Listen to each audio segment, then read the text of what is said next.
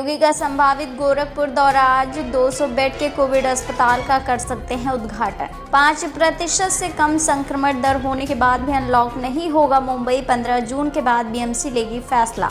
आपके बगावती एमएलए सुखपाल सिंह और 2 अन्य आप विधायक कांग्रेस में हुए शामिल। बिहार सरकार का ऐलान, इंजीनियरिंग व मेडिकल कॉलेज में 33% सीट छात्राओं के लिए आरक्षित हो। कोरोना महामारी में अनाथ हुए बच्चों की जिम्मेदारी उठाएगी महाराष्ट्र सरकार। बच्चों के खाते में डिपॉजिट करेगी 5 लाख रुपए। पार्टी विरोधी गतिविधियों के चलते विधायक लालजी वर्मा और राम अचल राजभर बीएसपी से निष्कासित। यूपी बोर्ड व महाराष्ट्र की 12वीं की परीक्षाएं रद्द। 15 जून तक आएगा हरियाणा 10वीं कक्षा का परिणाम। बाबा रामदेव के खिलाफ दिल्ली हाई कोर्ट पहुंची दिल्ली मेडिकल एसोसिएशन, तो अदालत ने कहा महामारी का इलाज खोजने में अपना समय लगाएं। आचार्य बालकृष्ण बोले, रामदेव के वैक्सीन नहीं लगाने पर भ्रम है तो सरकार उन्हें बना दे ब्रांड एम्बेसडर। और ईमेल से खुलासा, मशहूर उद्योगपति बिल गेट्स पर वुहान लैब को पैसे देने का आरोप। दुनिया में मची खलबली। सीबीएसई की 12वीं की बोर्ड परीक्षा रद्द होने के बाद प्रधानमंत्री नरेंद्र मोदी ने ये कहा है कि ये फैसला व्यापक विमर्श के बाद ही लिया गया है। छात्रों के हित में है बोर्ड एग्जाम का टल। बिहार के मुख्यमंत्री नीतीश कुमार ने कहा है कि राज्य के इंजीनियरिंग एवं मेडिकल कॉलेजों में नामांकन में न्यूनतम 1/3 सीट छात्राओं के लिए आरक्षित की जाए। इससे छात्राओं की संख्या और बढ़ेगी। महाराष्ट्र कैबिनेट में कोरोना महामारी में अनाथ हुए बच्चों को लेकर राज्य सरकार ने बड़ा फैसला लिया और जिन बच्चों ने अपने एक या दोनों पेरेंट्स खोए हों, ऐसे बच्चों के खाते में 5 लाख रुपए डिपॉजिट किए जाएंगे। स्वामी रामदेव मौन रहने के अपने बयान से पलट गए। उन्होंने मॉडर्न साइंस यानी एलोपैथी को मेडिकल टेररिज्म से जोड़ते हुए कहा कि अकेला सन्यासी इससे नहीं लड़ सकता। लाखों करोड़ों लोग, वैदिक ज्ञान और अनुसंधान उनके पीछे है।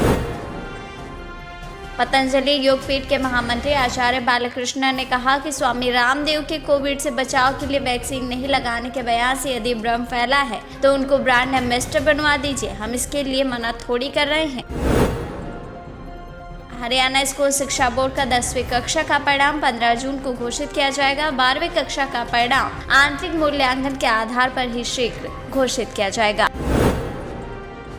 अलग अलग स्टडी में हमेशा से ये पता लगाया जाता है कि अगला कोरोना हॉटस्पॉट कहाँ होगा। वहीं अब इस स्टडी में दावा किया गया है चीन और south east Asia corona virus के नए हॉटस्पॉट होंगे।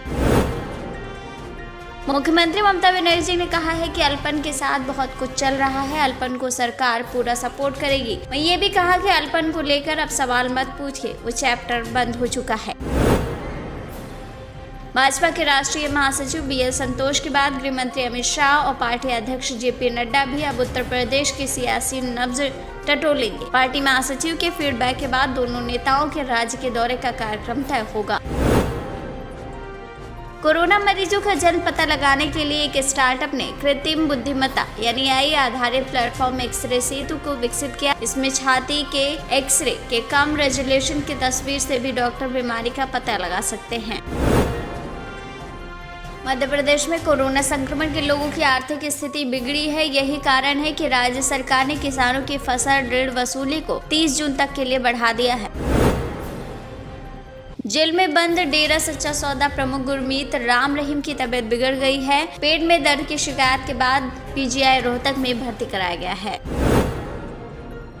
मध्य प्रदेश की राजधानी भोपाल में स्मार्ट सिटी पार्क में भाजपा के वरिष्ठ नेता और पूर्व राज्यसभा सदस्य कैलाश नारायण सारंग की प्रतिमा स्थापित की जाएगी। केरल के मुख्यमंत्री पिनाराई विजयन ने केरल उच्च न्यायालय के फैसले के बाद 4 जून यानी आज सर्वदलीय बैठक बुलाई है। इस बैठक में अल्पसंख्यक छात्रवृत्ति के मामले पर स्थिति पर चर्चा की जाएगी।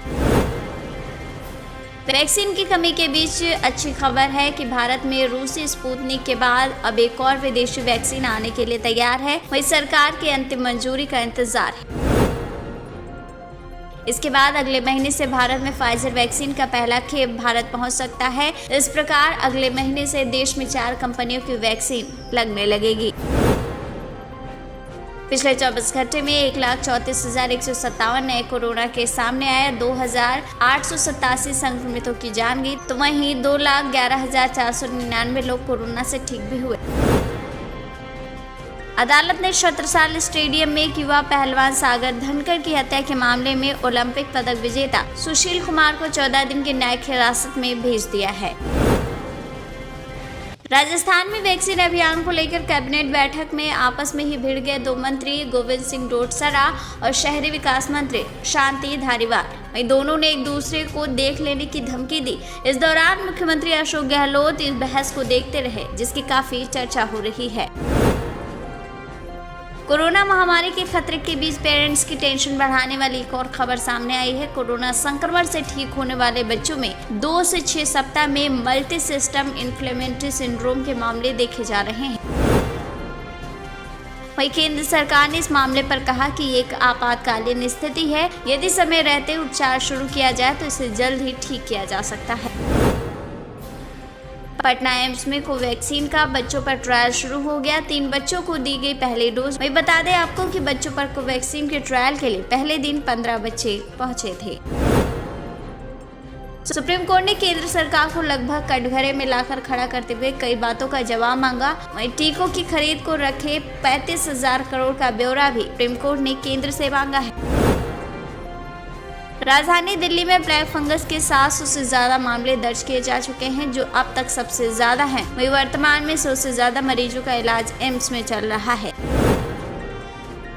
बिहार में सियासी पारा लगातार गर्म होता जा रहा है। लालू यादव की बेटी रोहिणी नीतीश पर हमला बोल रही हैं। उन्होंने कहा कि दिल पर हाथ रखकर पूछिए सरकार, क्या आप इस कुर्सी के काबिल हैं? अब संभल नहीं रहा राज्य, क्यों नहीं कुर्सी से उतर जाते जनाब। नमस्कार, मैं हूं फहीम। आपको अगर हमारा ये वीडियो पसंद आया तो इसे लाइक और शेयर करना ना भूलें। अगर ये वीडियो हमारा आप फेसबुक पर देख रहे हैं तो हमारे पेज को लाइक और फॉलो करें। अगर ये वीडियो हमारा आप इंस्टाग्राम पर देख रहे हैं तो हमें फॉलो करना ना भूलें, क्योंकि हम देते हैं आपको हर पल की नई अपडेट।